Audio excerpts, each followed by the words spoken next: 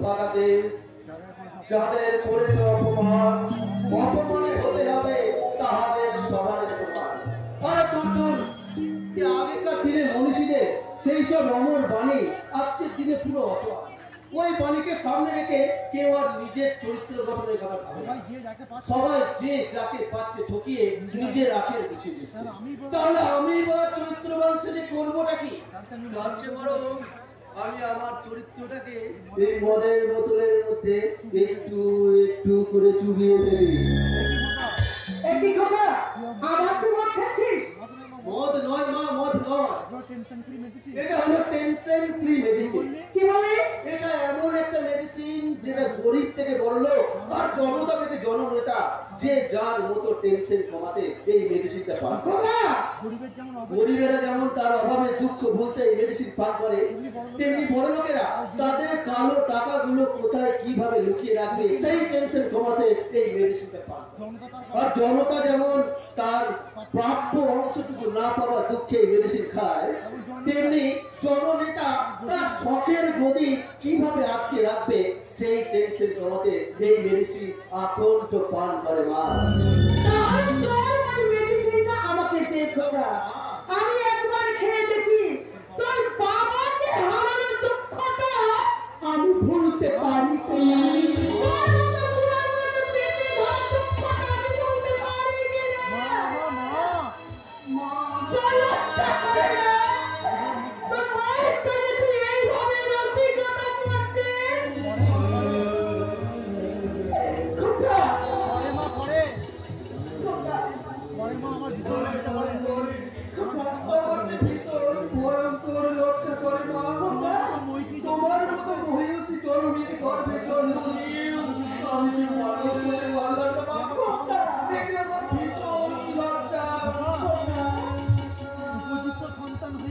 উপযুক্ত সন্তান হয়ে আমার হারিয়ে যাওয়া বাবাকে ফিরিয়ে আনতে পারিনি। আমার একমাত্র অসহায় ছোট বোনটার অপমানের কোনো প্রতিশোধ নিতে পারছি না।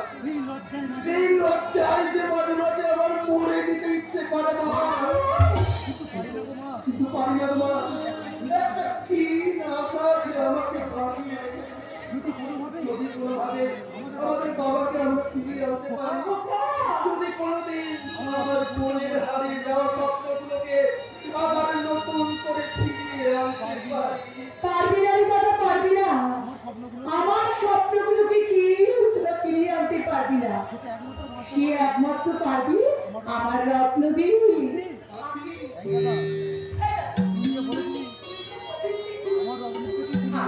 আমার রত্নদেবী এখনো এলো। তুই তো বলেছিস আমার যারা ক্ষতি করেছে, আমার জীবনটাকে যারা ধ্বংস করে দিয়েছে তাদের তুই শাস্তি দিবি। কবে কবে ওদের শাস্তি হবে বলতে পারি? তারা কবে ওদের শাস্তি হবে?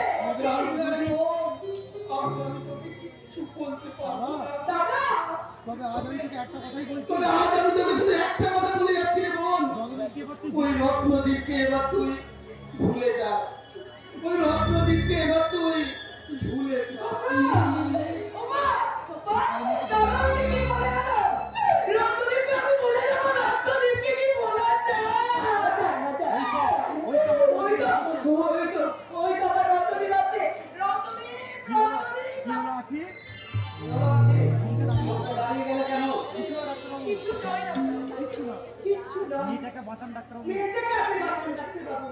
দুদিন হলো আরো বেশি অসুস্থ হয়ে কথা বলছি।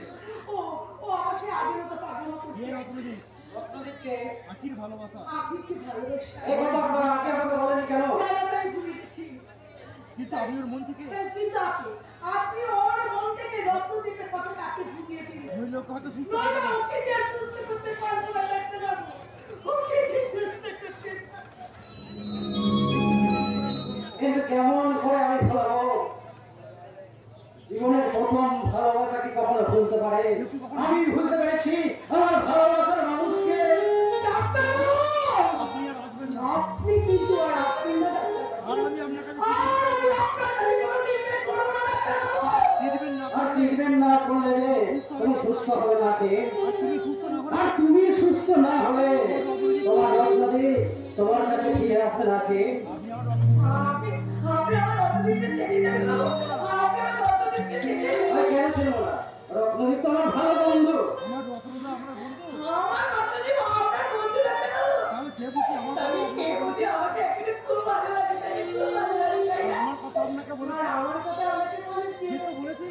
তো সে অনেক কথা সে অনেক কথা অনেক ভালো আমাদের আমাদের অনেক অনেক ভালোবাসার কথা এখন আমার সে কি এখনো আমাকে ভালোবাসে?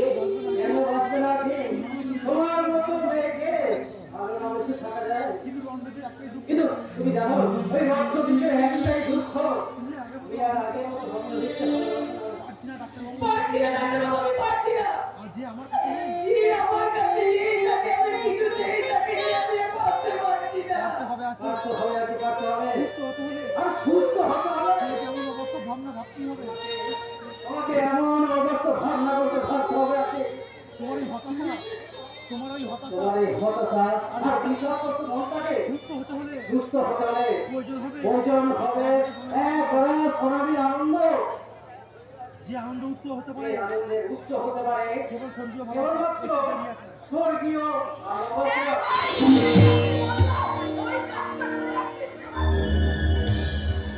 এই মুহূর্তে তুমি মনে করো আর এই মুহূর্তে তুমি মনে করো না আমি তোমার সেই ভালোবাসা আমি তোমার সেই ভালোবাসা তোমার অবধি আমার ভালোবাসা তোমার রত্নদ্বীপ আমার সামনে দাঁড়িয়ে আমার স্বামী দাঁড়িয়ে একটিবার তুমি সেই সুমন্ত একটিবার তুমি সেই একবার তুমি সেই ভালোবাসা ভালোবাসার মানুষ রত্নদ্বীপের কথা চিন্তা করো স্বাধীনতা রাধুদা, তুমি শুধু আমার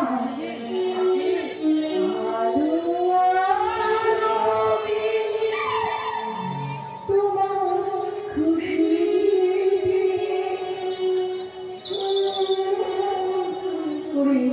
জ্বালা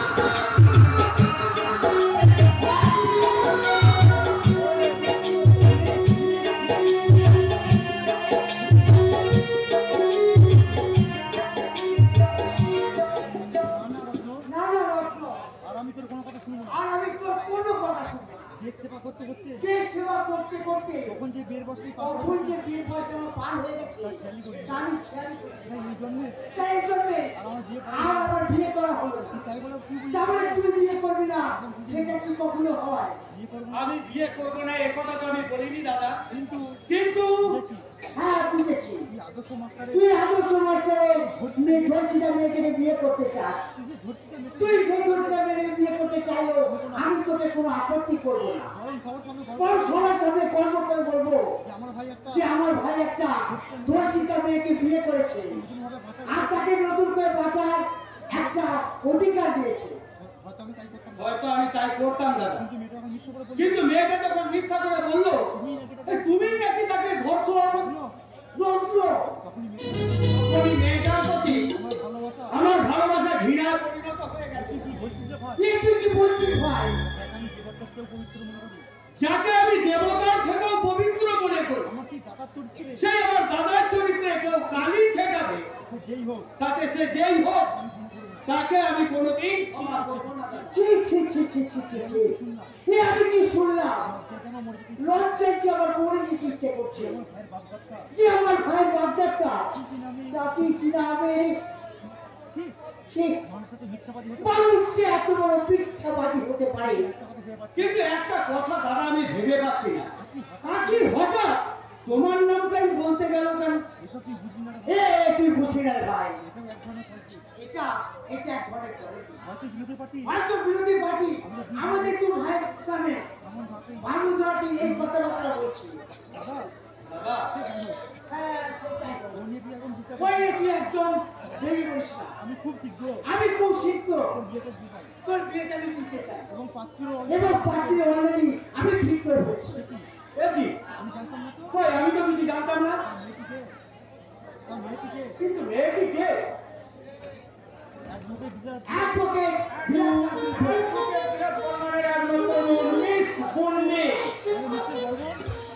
আরে মিস্টার বর্মন আরে মিস্টার বর্মন আমি এসে গেছি। দিদি একাই আসেনি শুধু একা আসিনি, সঙ্গে বন্দিকেও নিয়ে এসেছি। বন্যী রত্নাকরকে প্রণাম করে বন্যী রত্নাকরকে প্রণাম করে থাক ঠাকুর থাক। থাক। বন্যীকে বললাম বন্দিকে বললাম এই সংসারে যে সংসারে তোকে সারা জীবন বউ হয়ে থাকতে হবে, সেই সংসারটাকে তুই নিজের চোখে দেখে আসবি। চ। কি বলেছেন মিস্টার বর্মন ঠিকই বলেছেন মিস্টার বর্মন। আজকাল ছেলেরা আজকালকার ছেলেরা মেয়ের বাড়িতে গিয়ে মেয়েদের বাড়িতে গিয়ে মেয়েকে পছন্দ করে আসে। কিন্তু আমার মতে বলে কিন্তু আমার মতে বলে মেয়েদেরই উচিত মেয়েদের উচিত ছেলেদের বাড়িতে গিয়ে সমস্ত কিছু দেখে শুনে আসা। কারণ সারাটা জীবন তাকে সেখানে কাটাতে হবে। সারাটা জীবন যে তাকে সেখানেই কাটাতে হবে। সেখানকার পরিবেশ সম্বন্ধে সেখানকার পরিবেশ সম্বন্ধে তারও কিছু জেনে রাখা উচিত। একদম ঠিক বলেছেন মিস্টার দা একদম ঠিক বলেছেন মিস্টার। এসব বোন এসব বোন হ্যাঁ এসব তোমরা দুজন দুজনকে দেখা লাগি তোমরা দুজন দুজনকে দেখার আগে আমরা তোমাদের বিয়ের আমরা তোমাদের দুজনকার বিয়ের ব্যবস্থা করে ফেলেছি। এবার তোমরা দুজন দুজনকে একটু ভালো করে এবার তোমরা দুজন ভালো করে দেখো। এই হলো আমার একমাত্র ভাই এই হলো আমার একমাত্র ভাই রত্নকে। হ্যাঁ রত্ন, এই কিছুক্ষণ আগে এই কিছুদিন আগে আমি যার কথা বলছিলাম এই হলো সেই বন্যী এই হলো সেই বন্ধু। নমস্কার নমস্কার। একি তুমি আরে, তুমি এখানে কেন? বেশ করেছি বেশ করছি তাহলে তোমার কি তোমার কি কি রে দেখি রে দেখি রে, তোরা দুজনের কথা তোদের দুজনের কথা শুনে মনে হচ্ছে তোরা দুজনেই দুজনকে আগে থেকে চিনি। হ্যাঁ নিশ্চয়ই ও তো একটা মিথ্যাবাদী চিটিংবাজ ঠকবাজ বিয়ে করবো না আরে আমি তোমাকে আরে আমি তোমায় বিয়ে করি কিনা সেটা আগে দেখো। ছি ছি ছি ছি ছি ছি ছি ছি ছি এমন করে তো বলছিস কেন এমন করে কথা বলছিস কেন? ও তো ও তো না দাদা না দাদা, আমি তোকে বিয়ে করবো আমি ওকে কিছুতেই বিয়ে করবো না। একটা অহংকারী একটা অহংকারী বদমেজাজি মেয়ে আছে। আমি যদি বদলে দিয়ে বিয়ে হবো তাহলে সেদিনকে আমাকে ইমপ্রেস করার জন্য ওরকম নাটক করছিলে কেন আর আমি যদি বদমান মিথ্যে কথা কিংবা আর আমি যদি বদমাস মিথ্যাবাদী চিটিংবাজ করি সেদিন আমার তাহলে সেদিন আমায় বলেছিলে কেন আপনাকে অবশ্যই ভালো লাগে, বিয়ে করা যেতে পারে, কি বলনি? কে বলেছিলাম সেটা তো মানে আমি মন থেকে বলিনি এমনি এমনি বলা হয়ে গেছে আমি যেটা করেছি আমিও যেটা করেছি ওটা মন থেকে করতে চাই, ওই মানে করা হয়ে এই গেছে। শোনো শোনো তুমি এই মিথ্যাবাদী তুমি একটা অহংকারী তুমি ডবল লিডি। তুমি ট্রিপল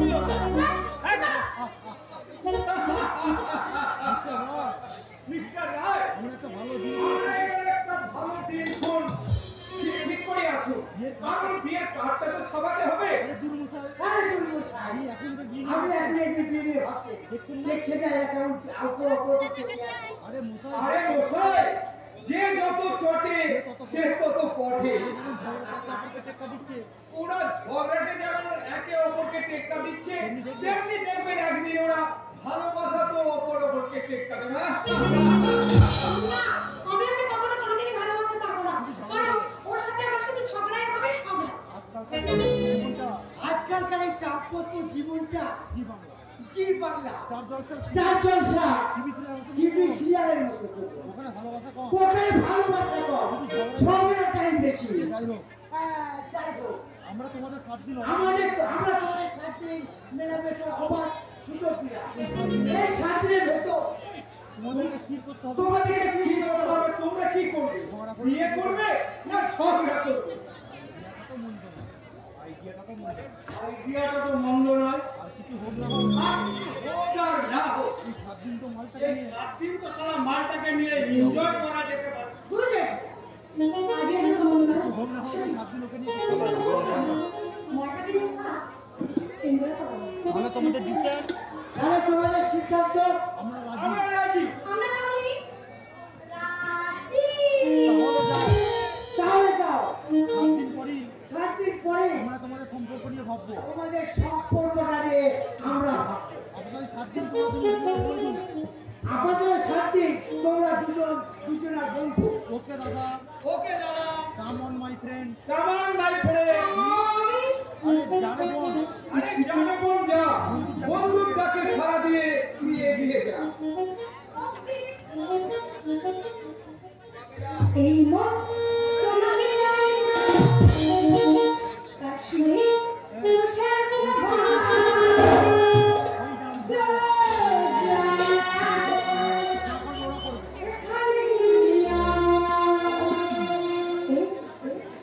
যাই এখানে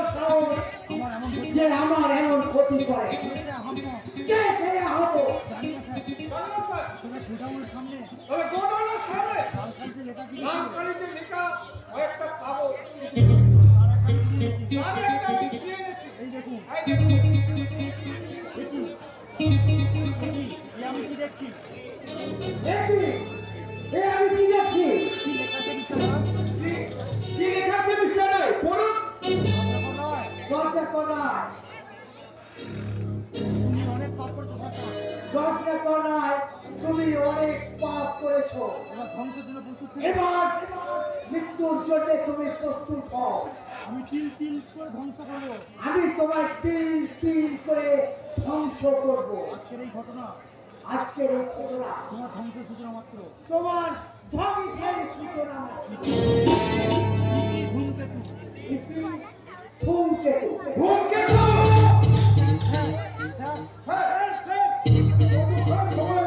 আপনি একটি খবর আপনি আর কি খারাপ খবর দেবেন? তার আগে তো সারা আমি আছড়া পাকিয়ে বসে আছি। ধূমকেতু আমার সাথে। ধূমকেতু আমার 7 নম্বর গোডাউন বোমা মেরে উড়িয়ে দিয়েছে। কিন্তু কে সেই ধূমকেতু? কিন্তু কে সেই ধূমকেতু? নিশ্চয়ই এই এলাকায় কোনো নতুন গ্রহের আবির্ভাব হয়েছে। পুলিশের চেয়ার বড় পুলিশের চেয়ে বলুন কেউ হবে না আমাদের তো বলুন। অচলা ধূমকেতুকে আমি এবার বুঝিয়ে দেবো। আপনারা ওসি ম্যাডামের আগে তো ওসি ম্যাডামের হাত থেকে বাঁচান। OC madam! হ্যাঁ আজ উনি আমরা বাড়ি দেখতে আসবেন। আজ উনি আপনার বাড়ি বের করতে আসছেন। খবরটা শুনি তাই খবরটা শুনেন। উনি আপনাকে সাবধান করতে আমি আপনাকে সাবধান করতে এলাম। একসাথে সব বিপদ একসাথে সারা সব বিপদগুলো মাথা খারাপ হয়ে উঠেছে। নোট বাতিলের সময় নোট বাতিলের সময় আমি 2000 টাকার নোটগুলোকে বাতিল করে আলমারিতে তুলে রেখেছি। আর সেই নোটগুলো যদি ওই অফিসার টেনে বের করে না, তাহলে আপনার পাস হয়ে যাবে মিস্টার রায়। সেই বাঁশটাকে যাতে সেই পাসটাকে যাতে উল্টো দিকে ঘুরিয়ে দেওয়া যায় না, তার ব্যবস্থা আপনাদেরই করতে হবে। কিন্তু কিভাবে কিন্তু কিভাবে সামনে আসুন বলছি। সামনে আসুন বলছি।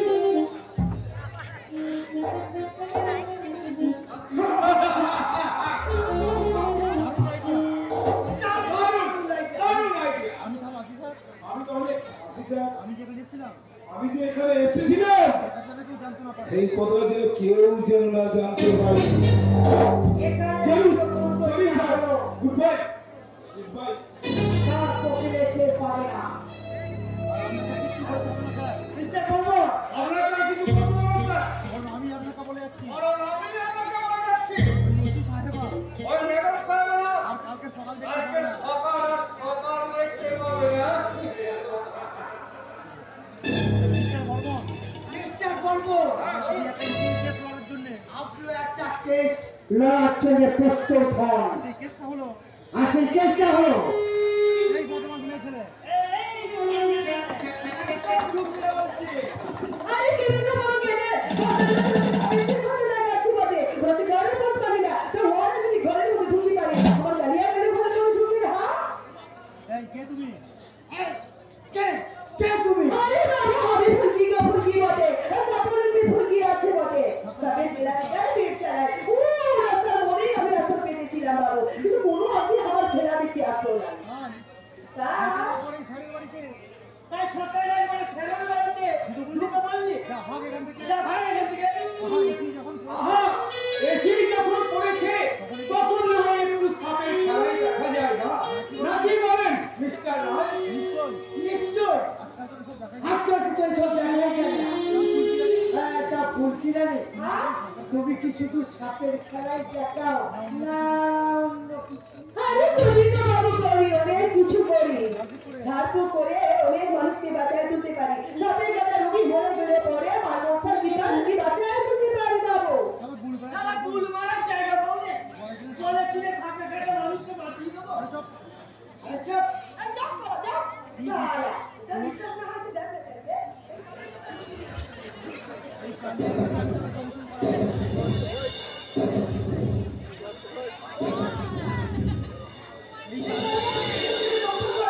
তারপর তুই বলছি এবার তুমি তো আবার বিয়ে করবি। আমি জলটা খাওয়া দরকার নেই খাওয়ানো দরকার নেই। আর মরে আমি তোকে বাঁচাতে পারবো না। করছিস কেন রে আরে যাও, তুমি যাও, তুমি যাও। আমারই গালিয়া, এই মানুষগুলো তো বিমানে আছে রে। যে পিছন থেকে ছুরি ছুরি ছুরি ছুরি দাও তার বাড়ারে। আরে গালিয়া, এই বাবুল পুরা কিন্তু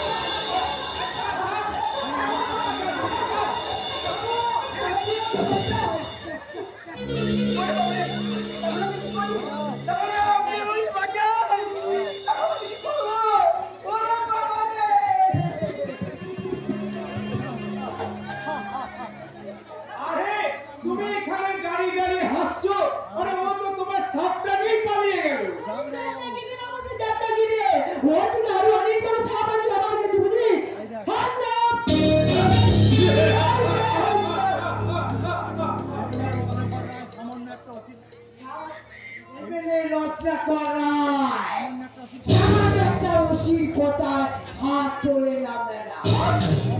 আমি বড় ওসিটাকে হাত তুলে নমস্কার জানাই। আমি এখানে আসতে সেটা অনেক আগে আমার জানা হয়ে গেছে।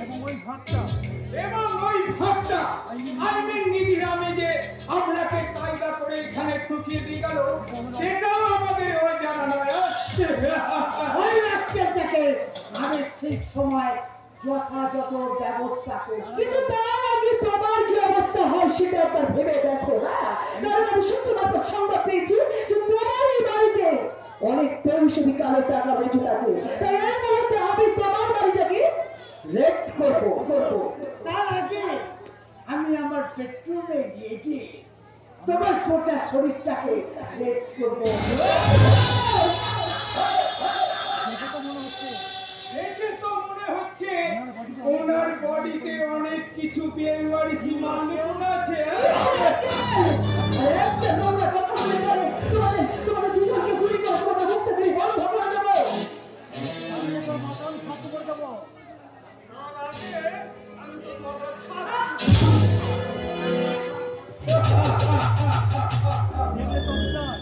দেখলেন তো অফিসার, একটা সামান্য ওসির চেয়ে একটা এমএলএ পাওয়ার কতটা চুনোপুটি হয়ে রাঘবের সঙ্গে তুমি পাঙ্গা লড়তে এসেছো। এবার দেখো আমি তোমার কি করি।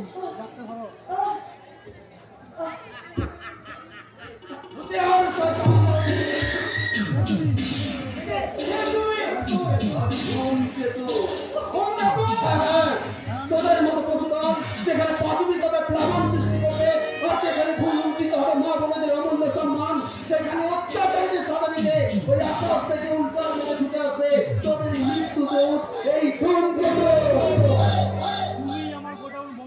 তুমি আমার কোন বন্ধনে উড়িয়ে দিয়েছো। ওটা তো আমার আবির্ভাব আর তোর ধ্বংসের সূচনা মাত্র। এইবারে তো দেখবি এই ধূমকেতুর আসল ধামাকা। তার আগে তোকে আমি তোর ওই অভিনয়ের গুলি আমার ঘুরে ঘুরে জ্যাকেট ভেদ করে তখনই আমার মনটাকে স্পর্শ করতে পারবে না। কিন্তু আমি চাইলে তোদের সব কটাকে এখানে ঝাঁঝরা করে দিতে পারি। আমি কথা বলছি।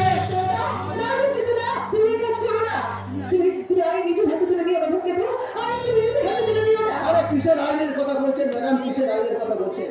আপনার আইনের কতটুকু কি বা ক্ষমতা আছে যে এদেরকে শাস্তি দেবেন? আরে আমি যদি ঠিক সময় এখানে এসে না করতাম তাহলে আপনার আইন কি পারতো এদের হাত থেকে আপনার কাছে বাঁচাতে? পারতো না ম্যাডাম। কারণ এই পশুগুলো আজ আপনাকে ছিঁড়ে ছিঁড়ে খেতে হবে। এরা শুধু মানুষের শত্রু নয়, এরা সবাই সমাজের শত্রু। সারা দেশের ন্যায় নীতি আইন রাজস্বকে পচিয়ে আমার এই সোনার দেশটাকে একটা দুর্ভাগা দেশে পরিণত করছে। আর এদের মতো দেশত্বহীনের আমার হাতে কোনো ভয় নেই।